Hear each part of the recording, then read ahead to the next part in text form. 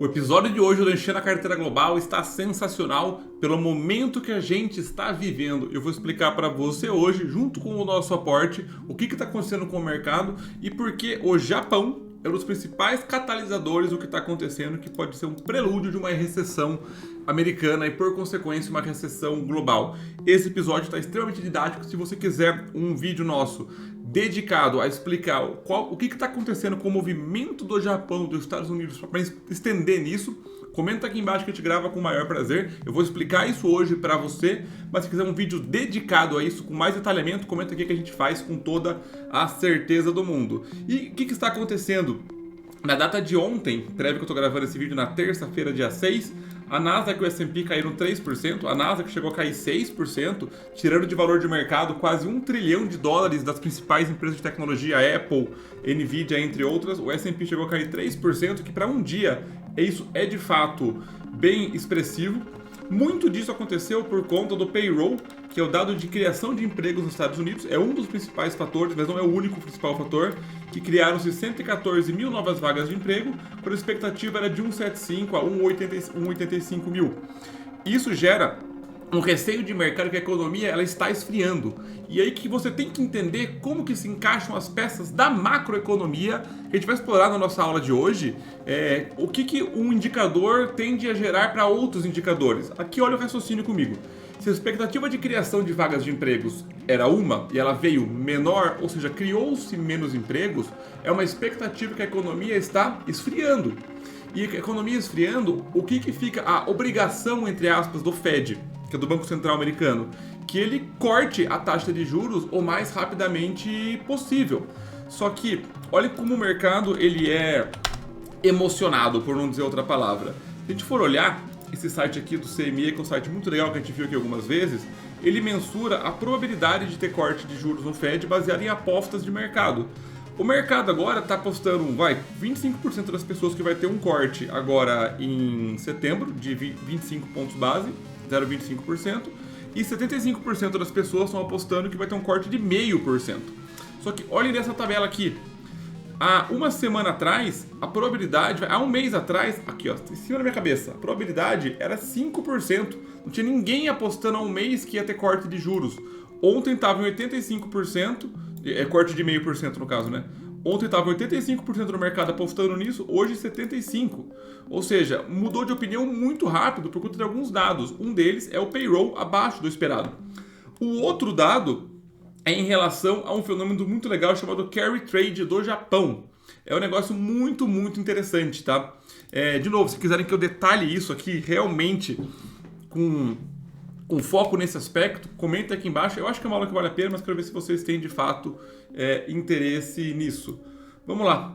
Para começar aqui, ó, aqui eu quero mostrar para vocês. Deixa eu aqui um segundinho. Comecem aqui, ó. Essa daqui é a bolsa Nikkei, a bolsa do Japão, que desde 1989, certo? Ela ficou em queda por décadas. Até que há 20 dias atrás ela rompeu a máxima histórica dela. Teve neste ano, até a data recente, tinha saído de 33 mil pontos para 42. Foi uma alta bem expressiva que neste ano ela teve, de 25%. E ela devolveu tudo isso em pouquíssimos dias, tá? O que acontece com o Japão? Bem resumidamente, o Japão, desde a bolha financeira que ele teve na década de 80, 90, que não cabe explicar aqui por que aconteceu, mas foi uma bolha financeira de especulação com as ações da bolsa americana, da bolsa japonesa, teve um crash. E o que aconteceu com o governo? O Banco Central decidiu, presta atenção agora que é muito importante, decidiu baixar os juros, de forma que os juros americanos juros do Japão ficaram por zero por muitos e muitos anos, chegando até a ter juros negativos. Nossa Selic está em 10,5%, para vocês terem uma ideia. O Japão chegou a pagar juros negativos, ou seja, juros ficou zero por muito tempo, ficou juros negativo e foi um país, por consequência, de inflação muito baixa. Só que o que acontece? Um país de inflação muito baixa e juros em zero, precisando imprimir moeda para poder circular a economia deles, porque os países fazem isso, você tem um ingrediente que a inflação está muito baixa, ou seja, o país não inflaciona os produtos dele, os juros está muito baixo e está imprimindo moeda. Essa moeda ela vai se desvalorizar. Tanto que se for olhar o histórico do iene em relação ao dólar, até se a gente for olhar aqui, ó, tirando agora que teve uma valorização do iene perante o dólar, ou seja, aqui é o par dólar, aqui, desculpa, aqui, pronto. Aqui é o par dólar e iene, ou seja, quando a curva está subindo, quer dizer que o dólar está ganhando força em relação ao iene, o iene está se depreciando. Mas nos últimos dias teve uma apreciação muito forte, ou seja, o iene ganhou força em relação ao dólar. Quando essa curva está subindo, quer dizer que o iene está desvalorizando, tá? Quando a curva está caindo, quer dizer que o iene está ganhando força em relação ao dólar. Mas o iene, ele, historicamente, vem perdendo força. E o que os países, investidores mais sofisticados fazem? O chamado carry trade, que é o trade mais importante do mundo. Olhem só a jogada. Eles se alavancam em iene, ou seja, tomam dívida em iene, tomam dívida no Japão, que a moeda se desvaloriza, os juros são muito baixos, pegam esse dinheiro e convertem em outras moedas, como por exemplo o real brasileiro, o peso mexicano, até mesmo o dólar, que são moedas que têm os juros pagando 10%, 11%, 12%, ou colocam em dólar, que paga 3, 4, 5% e se aprecia em relação ao iene. Ou seja, eu estou tomando dívida numa moeda que desvaloriza e paga pouco, e estou colocando esse dinheiro em moedas que se valorizam e pagam bastante. E essa jogada deu certo por muitos e muitos anos. Mas o que aconteceu? Pós-pandemia, o Japão precisou subir os juros deles. Então, os juros de zero, agora está em 0,25, mas é uma sinalização de altas contínuas. O que as pessoas começaram a ver? Opa, esse dinheiro meu, que não rendia nada e tal, com os juros subindo, vai atrair capital para o Japão, vai começar a atrair capital e o iene vai se valorizar. Eu vou encerrar logo as minhas dívidas antes que isso suba. Só que todo mundo pensou isso, e todo mundo ao mesmo tempo foi liquidar as dívidas. Só que o que acontece? Quando todo mundo começa a liquidar a dívida, o iene ganha força, ele vem ganhando força, e quem estava operado alavancado tem algo chamado chamada de margem, que é o que? É um ponto que você está com uma perda tão alta naquilo que você é executado. Você alavancagem, você emprestou um dinheiro que você não tem. Tem um limite de perda que o mercado aceita antes de executar você. Porque quando você compra alguma coisa, o limite de perda é o valor que você colocou. Quando você opera alavancado, ou seja, eu tomei uma dívida, eu emprestei dinheiro numa moeda e fui para outra, se essa moeda começar a se apreciar, a minha perda é infinita. É a mesma coisa que eu comprar esse controle por 10 reais e ele quebrar. Eu perdi 10 reais. Agora, se eu vendi esse controle para você a 10 reais sem ter o controle comigo, eu vou ter que recomprar ele daqui 1 ano, 2, ele pode estar valendo 50, 100, 200, 300, eu não sei quanto que ele vai estar valendo. A minha perda é limitada. Quando eu vendo alguma coisa sem ter aquilo, preciso comprar depois. E nesse cenário, que aconteceu essa apreciação, teve uma chamada de margem gigantesca. E o que acontece? Nesse cenário, a bolsa do Japão teve uma queda muito forte, porque esse dinheiro que precisa pagar a alavancagem tem que vir de algum lugar. E as pessoas que estavam alavancadas têm que vender ativos para conseguir recomprar a dívida. E nessa venda de ativos, que os próprios japoneses se alavancam na moeda deles, porque paga pouco e não tem sentido, acabou tendo que vender ativos de renda variável, vender outros tipos de ativos que estão atrelados ao mercado para poder recomprar a dívida. Então, e essa venda de ativos desencadeia boa parte essa queda. E esse dado aqui saindo junto com um payroll ruim e americanos e pessoas do mundo inteiro alavancados em iene, o mundo inteiro alavancado em iene, e o iene começa a se valorizar, começa a ter chamada de margem, as pessoas tendo que encerrar a dívida delas no prejuízo, tendo que vender ativos para poder recomprar a dívida em iene, isso agrava a queda, o que pode ser um barril de pólvora para estruturar uma queda muito forte. De novo, se quiserem um vídeo especificamente sobre isso, é só me avisar que eu faço para vocês, legal? Mas é basicamente isso que aconteceu, que é extremamente interessante, tá? E no nosso cenário, a nossa carteira, como é que estamos? Vamos ver. Nossa carteira no exterior continua. A gente vai ajustar agora de 55 para 45, né? Sempre ajustamos porque o quadro é didático, sempre está equilibrado. Estamos com 53 mil reais, quase 54 mil reais investidos. E vamos ver o que aconteceu no Brasil no último mês contra a nossa carteira. Vamos lá, a nossa carteira no último mês valorizou 1,4% e o Ibovespa caiu 0,9%. Isso não é tão comum de acontecer, nossa carteira usualmente cai menos, mas a gente fica feliz quando ela sobe e o Ibovespa cai. No acumulado, o Ibovespa está em 8,1% acima de quando a gente começou, E a nossa carteira está com uma rentabilidade acumulada de 12%, o que é um espetáculo se a gente for comparar, que a gente faz aportes todos os meses e isso tende a atrapalhar uma rentabilidade positiva. Já no exterior, olha que beleza, a nossa carteira se aproximando do S&P desde o começo da história. No último mês, nossa carteira está no exato zero, ela não valorizou nada, nem caiu nada. Matheus, como é que isso é possível? Sendo que o S&P de um mês para cá derreteu quase 7%. Porque nós vimos montando posição nos REITs há um bom tempo já. Ele valorizou 7% o mercado imobiliário americano, que estava bem descontado nos últimos tempos.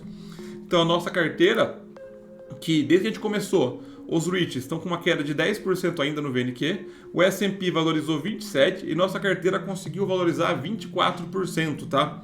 Sendo que nossa carteira é metade REITs e metade stocks, o que deveria ser a média desses dois. Mais 26 menos 10, menos 16, dividido por 2, dá o quê? Uns 8 de ganho, a gente está com 23 por conta da boa gestão que a gente vem fazendo, tá? E dentro do Brasil, o que a gente vai fazer em termos de operação, tá? O nosso foco maior, aqui quando a gente mexeu na estrutura da carteira, a gente passou quanto deveria ter em ações, contudo, para não deixar desequilibrado, eu vou comprar um pouco de TOTS e um pouco de soja, legal, para equilibrar a carteira. Nenhuma das duas vai fazer preço médio, aqui ó, vai subir um pouquinho o preço médio das duas. Eu ia comprar Bradesco, estava na lista, mas ele se valorizou pra caramba ontem, então ele não mandou mais comprar, aqui Bradesco, está no equilíbrio da carteira, não precisa mais comprar. Então aqui é só uma pequena manutenção de carteira. Dentro dos FIIs, para mim tem muita janela de oportunidade ainda, tá? Precisamos aportar mais em tijolos, quase R$2.000, então a gente vai focar bastante na parte dos tijolos. A gente vai comprar o BRCO, que é um fundo espetacular de logística, e o Tegar, que deu um guidance de continuar pagando por volta de 1,30 a 1,50 ao longo desse ano, a um valor de 117. Não é preço médio, ele está praticamente no mesmo valor. O único fundo em queda realmente expressivo na nossa carteira é o HGRE e o Betal. O Betal nem tanto, mas vem se recuperando, mas o HGRE, por ser na parte de lajes, então a gente vai fazer um aporte mais simples dessa vez em BRCO e Tegar, focando em equilibrar a carteira. Tem sim janela de oportunidade em termos de P por VP, mas P por VP de tijolo não é necessariamente algo que a gente precisa estar acompanhando com tanta frequência. Minha meta agora é equilibrar essa carteira, porque a gente desequilibrou ela da última vez. E agora, no exterior, o que a gente vai fazer no exterior, tá? No exterior, olha a nossa carteira aqui, ó. Era tudo azulzão, agora tá boa parte azul ainda, mas já começando a aparecer alguns vermelhos, né, de um bom recuo. E eu vou comprar um pouquinho de Disney e um pouquinho de Intel. Apesar do resultado da Intel ter sido bem ruim, bem negativo, até mostrar aqui para vocês, é legal a gente ver isso juntos, né? O último resultado da Intel, ela deu inclusive prejuízo. Mas por que eu vou continuar comprando uma empresa de prejuízo? Pelo motivo que uma empresa boa, ela pode ter resultados ruins e ainda assim eu querer continuar comprando. Se ela ficar constantemente dando resultados horríveis, aí a gente muda a nossa estratégia. E como nossa regra é fazer um balanceamento, aqui NTC, e nosso risco está sempre controlado, porque nosso risco na Intel é de 6% da carteira do exterior e está mandando comprar, é uma oportunidade muito boa, olhando por estratégia de carteira, de comprar $40 da Intel, aqui ó, $40 da Intel, e abaixar em 20% o nosso preço médio. De 35 ele vai para 28. Mas vamos olhar o resultado da Intel em si, né? Vamos lá. Aqui, ó. Acho que o Fundamentei mudou hoje, né? Os resultados como é que ele mostra? Mudou? Ah, não mudou não, só impressão minha. Aqui, ó, a Intel derreteu, cuja divulgação de resultados dele. Aqui, ó, vamos pegar anual por trimestre. Aqui, ó. A Intel deu um prejuízo gigantesco. A receita dela, que era na casa dos 15, 18 por trimestre, chegou a cair, apanhou bastante. O lucro operacional da empresa caiu muito, o que fez que ela não conseguisse segurar os custos dela e acabou tendo um prejuízo, o que é bem ruim para a empresa como um todo. A dívida dela reduziu, não está uma dívida muito elevada. Se for olhar no ano acumulado, aqui, ó, ela ainda carrega um lucro acumulado do ano passado, no caso, né, de 975 milhões, mas a margem líquida dela praticamente irrisória, a dívida dela quase no estado de alerta, fluxo de caixa ainda positivo, gasto em capex bem interessante, mas é uma empresa que eu fico de olho, não deixo de comprar a Intel por todo o modelo de negócio, liderança que ela tem e potencial de recuperação, mas compro com com cautela dentro do que precisa comprar para não sair da minha regra, legal? Mas olha só curioso aqui, ó, quem lembra dos carteiras que tudo aqui era vermelho, não tinha nenhum reach no ganho, todos na queda, absolutamente todos na queda, todos em queda, principalmente pelo fato que o mercado imobiliário não estava se recuperando. A gente foi montando posição e agora está praticamente todos no ganho. Se for comparar os REITs com o S&P, os REITs estão num momento muito melhor de aporte do que as ações americanas. E por isso a gente vai colocar aqui $30 no Alexandria, porque é o que está precisando comprar. E na parte das ETFs não tem muito o que mexer. O VU continua com ganho, o XLK também, que é de tecnologia, continua com ganho. Gamer, uma aposta, e as empresas, o VEL e o Viov continuam no zero. Beleza? Então vamos lá para primeiro aqui na XP fazer a compra. Vamos lá então, questão eletrônica aqui. Primeira compra, vamos comprar a TOTUS. Fracionado. A gente vai comprar quantas? 8 da TOTUS. Sobe o preço, acho mais fácil subir. Manda enviar. Opa, essa eletrônica é inválida. Preciso lembrar se eu troquei ou não. Aí, agora eu lembrei. Vamos lá.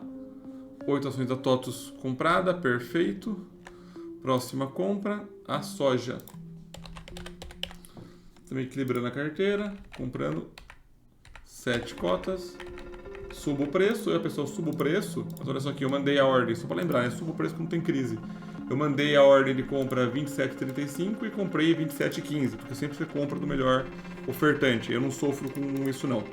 E na parte dos fundos imobiliários é o BRCO e o Tegar.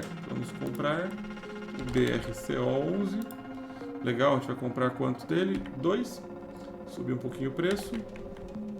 Enviar a ordem e boa. E a última compra, o Tegar, para nos ajudar nos dividendos. E vamos lá, subir um pouquinho o preço dele.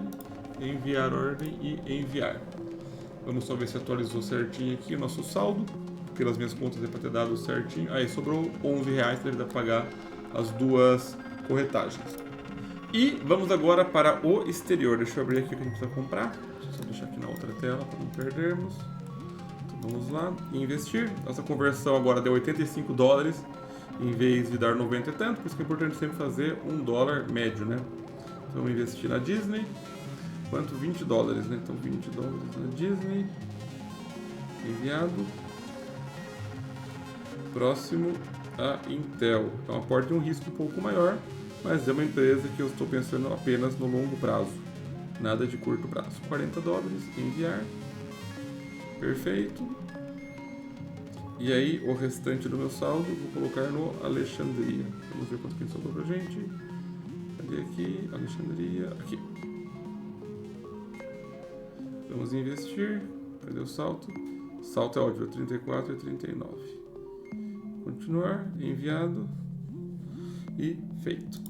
E por hoje era isso, pessoal. Espero que tenham gostado da parte didática. Comenta aqui se você quer aquele vídeo explicando sobre a recessão. E chegou nesse ponto aqui do vídeo, deixa o like, compartilha e comenta, que é bom o YouTube entender que esse conteúdo é bom e entrega para mais pessoas. Vejo vocês na próxima.